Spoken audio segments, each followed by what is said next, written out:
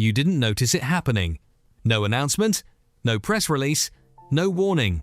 But at some point in the last decade, 5 small images on your phone stopped being icons and became something else entirely. They became flags. And right now, billions of people organize their identities, careers, relationships, and beliefs underneath them without ever questioning who designed them or why they look the way they do. Instagram, Facebook, X, Snapchat, TikTok. You see them every single day, but you have never really looked at them. That ends today, because these logos did not evolve by accident. Every simplification was a strategy. Every redesign was a message. Every color shift tracked a change in power. And when you learn to read them, you will never see social media the same way again. Social media was not born powerful. It was born amateur. The first platforms were cobbled together by students in dorm rooms and engineers in borrowed office space. They were not built for billions. They were built for hundreds, and they looked like it. The early logos carried that energy. Friendly, informal, almost accidental. They mimicked the design language of the early smartphone era, an era where apps tried desperately to look like physical objects. Where digital calendars had leather stitching, where apps had fake wooden shelves, where icons looked like toys you could pick up.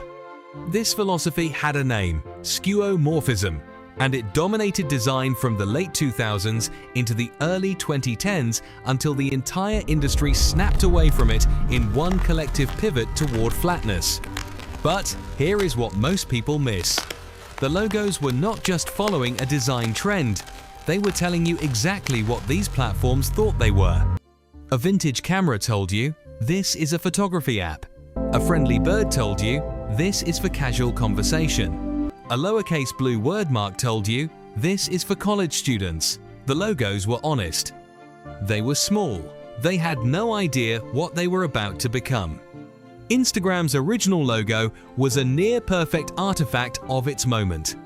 A realistic vintage camera leather texture, metallic lens, fine-grained detail, soft light reflections. It looked like something you might find in your grandfather's attic, reimagined as a smartphone icon.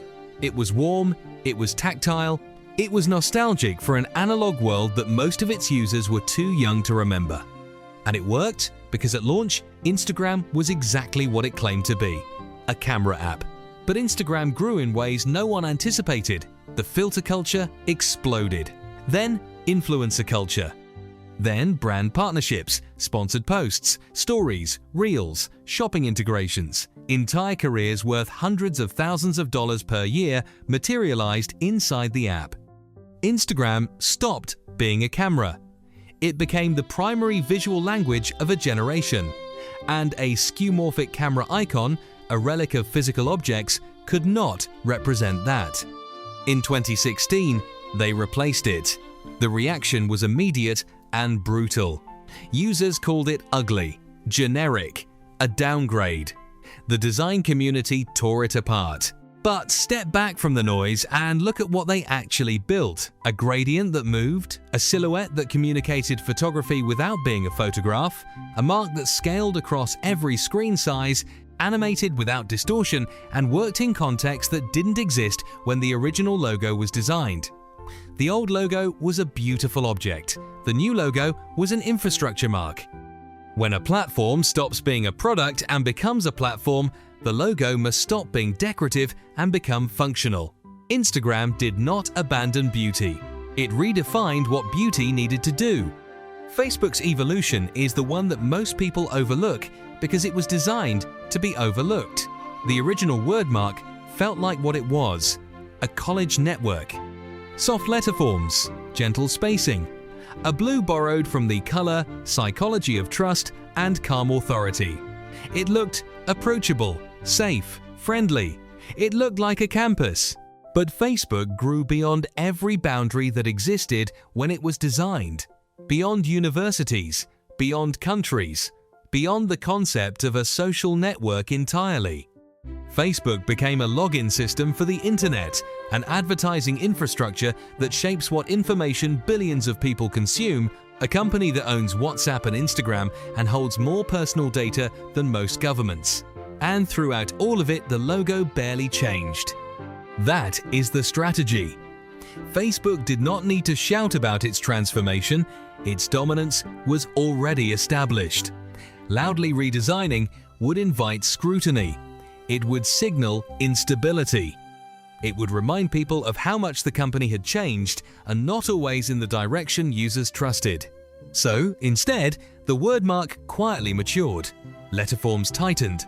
Spacing became more controlled.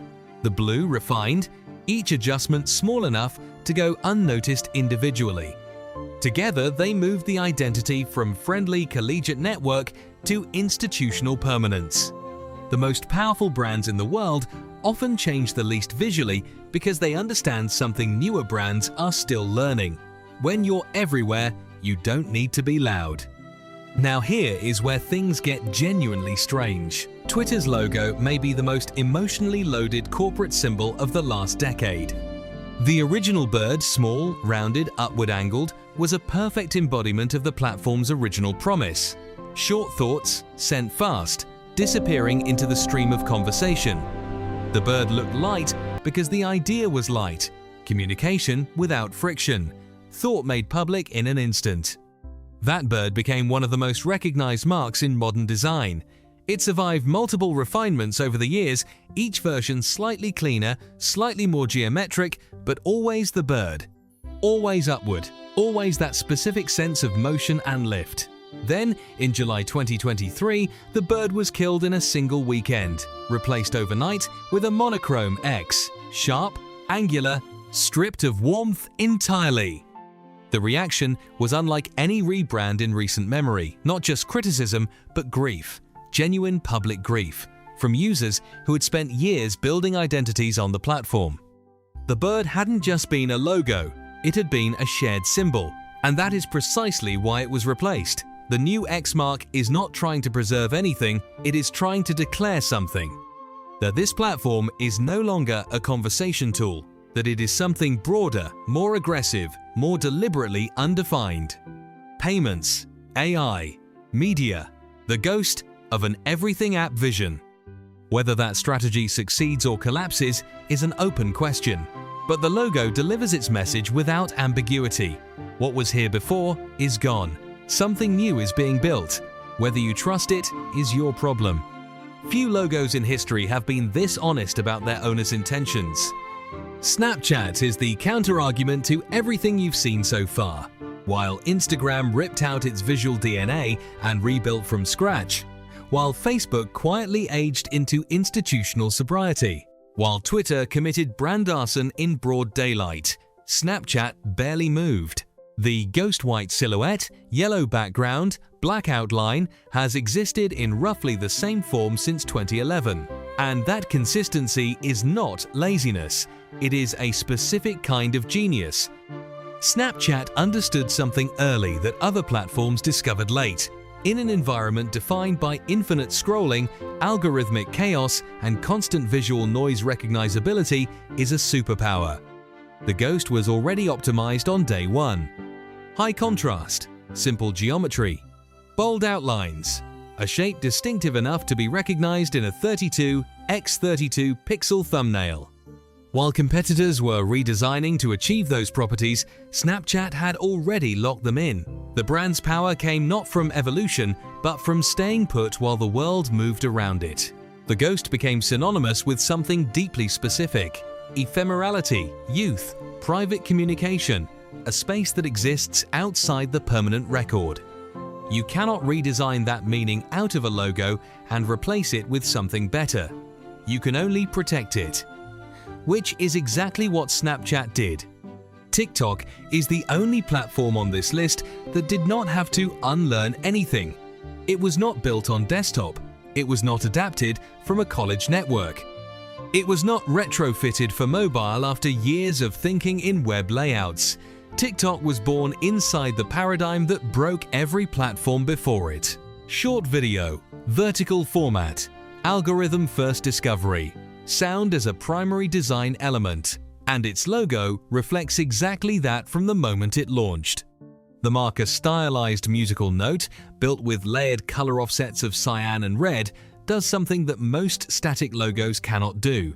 It implies motion while standing still. The color split creates a sense of vibration, like a sound wave captured mid-oscillation, like something moving so fast it leaves a color trail. It was designed for a world where content moves at the speed of a thumb scroll, where attention is measured in fractions of seconds, where sound and image and rhythm arrive simultaneously. Every other platform on this list had to adapt to that world. TikTok was designed for it from the inside out. The logo is not just a brand mark, it is a technical specification. It says, "We were built for this." Step back now. Look at all 5. At the beginning, every logo was expressive, individual, human-scaled. At maturity, every successful logo became strategic, reduced. Infrastructure grade.